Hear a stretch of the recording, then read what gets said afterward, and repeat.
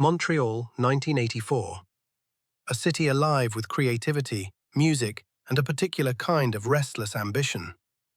In this cold, vibrant metropolis, something was about to be born, something the world had never seen before. For over a century, the circus had been America's greatest spectacle. Giants like Ringling Brothers and Barnum and Bailey had ruled the tent with 3 rings, trained animals, and star performers. But by the early 1980s, that world was slowly dying. 3-ring spectacles with roaring lions and elephant parades had defined the circus for generations.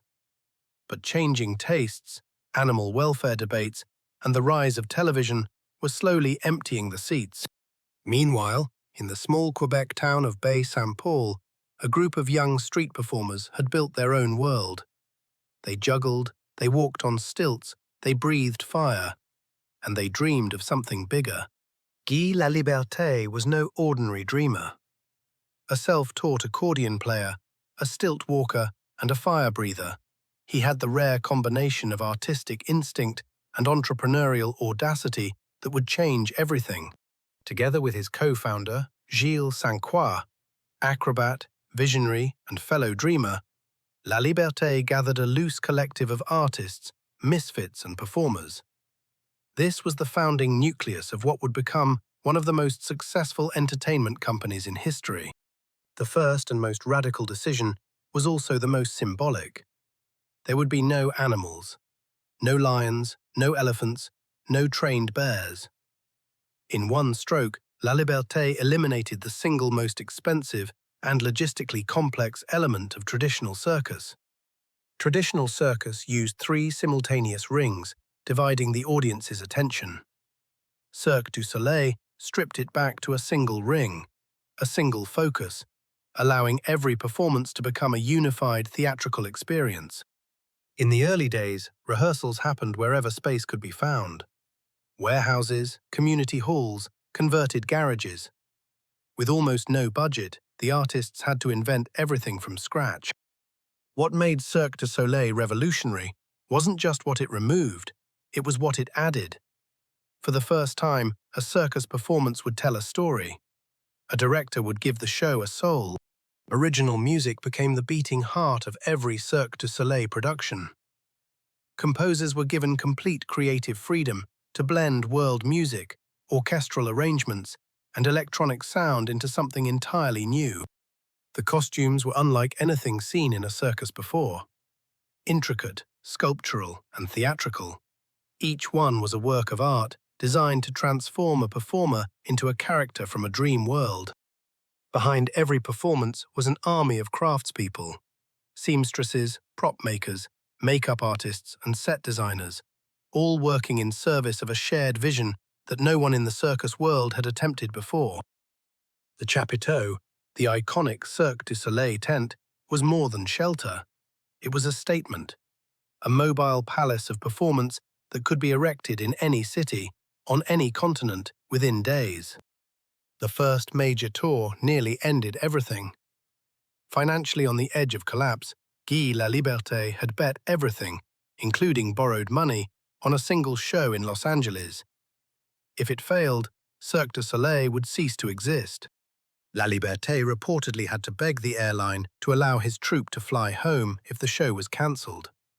He had no money left for return tickets. It was the ultimate gamble, and it paid off. But the audience came, and what they saw was unlike anything they had ever experienced.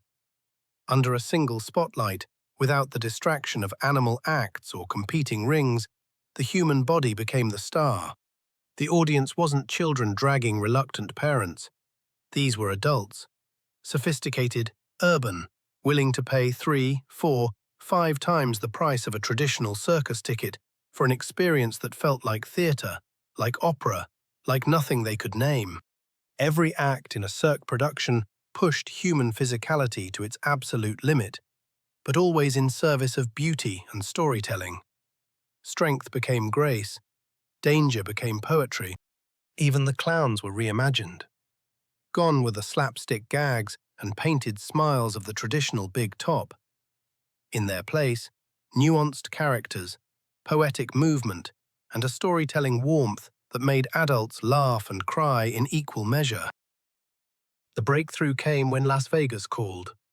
A permanent residency at the MGM Grand, a concept unheard of in circus history, would anchor Cirque du Soleil in the world's entertainment capital and guarantee a stable, enormous revenue stream. A permanent Las Vegas show required a production machine of a scale never seen in live entertainment. Hundreds of technicians, operators and craftspeople working in seamless coordination, every single night. Cirque du Soleil deliberately built a cast that looked like the world. Contortionists from Mongolia, acrobats from China, gymnasts from Russia, dancers from Brazil. The company became a truly global troupe united by a single artistic language. Behind the artistry was a remarkably sophisticated business.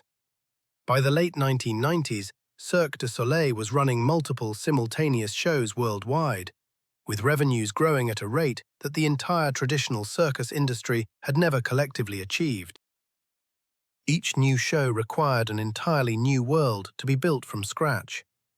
Set designers, architects, and engineers collaborated to construct environments that had never existed. Massive, immersive theatrical landscapes engineered to astonish. Cirque du Soleil built one of the world's most advanced training facilities in Montreal. Athletes and performers from every discipline trained for months, sometimes years, before stepping in front of an audience. The transformation of a performer into a character was itself a ritual. Makeup artists spent hours turning athletes into creatures from mythological worlds. Each face a canvas, each character a story. By the early 2000s, the yellow and blue chapiteau had become a landmark in cities around the world. From London to Tokyo, from Sydney to Dubai, wherever it appeared, it sold out within hours. Cirque du Soleil became the defining example of what professors W. Chan Kim and René Mauborgne would later call the blue ocean strategy. The idea that the most successful companies don't compete in existing markets. They create entirely new ones. The genius of Laliberté's approach was that he never looked at what his competitors were doing, because he refused to have any. By fusing circus with theatre, he created a market that no one else occupied and that no one could easily copy. While Cirque du Soleil thrived, the traditional circus empires crumbled. Ringling Brothers and Barnum and Bailey, the greatest show on earth, shut down permanently in 2017, unable to adapt to a world that had moved on. The show O at the Bellagio in Las Vegas became a cultural monument. Performed on and around a 1.5 million-gallon pool of water, it redefined what live performance could be and became one of the highest-grossing live shows in history. The numbers told a story that defied conventional logic. In less than 20 years, Cirque du Soleil had reached revenue levels that Ringling Brothers had taken more than a century to achieve. With fewer shows, no animals, and a fraction of the traditional overhead. Guy Laliberté became a billionaire, one of the rare entrepreneurs who built a fortune not in technology or finance, but in pure human imagination. He had started with a fire in his hands. He built an empire with it. Cirque du Soleil's global headquarters remained rooted in Montreal, a striking complex in the Saint-Michel district that housed designers, trainers, musicians, and administrators under one roof. A creative city unto itself. In 2015, after 3 decades at the helm, Guy Laliberté made another radical decision. He sold majority control of Cirque du Soleil to a consortium led by private equity firm TPG Capital. An era was ending, but the show, as always, would go on. Sold, restructured, brought to the edge of bankruptcy during the pandemic, Cirque du Soleil has faced every crisis with a performer's instinct. Adapt, recover, and return to the stage stronger than before. Every year, a new generation of performers trains for the stages of Cirque du Soleil. Young athletes who grew up dreaming of the blue and yellow tent, who saw the show as children and decided, then and there, that this was the only world they wanted to inhabit. Perhaps the greatest achievement of Cirque du Soleil was creating a form of entertainment that transcended language, culture, and age.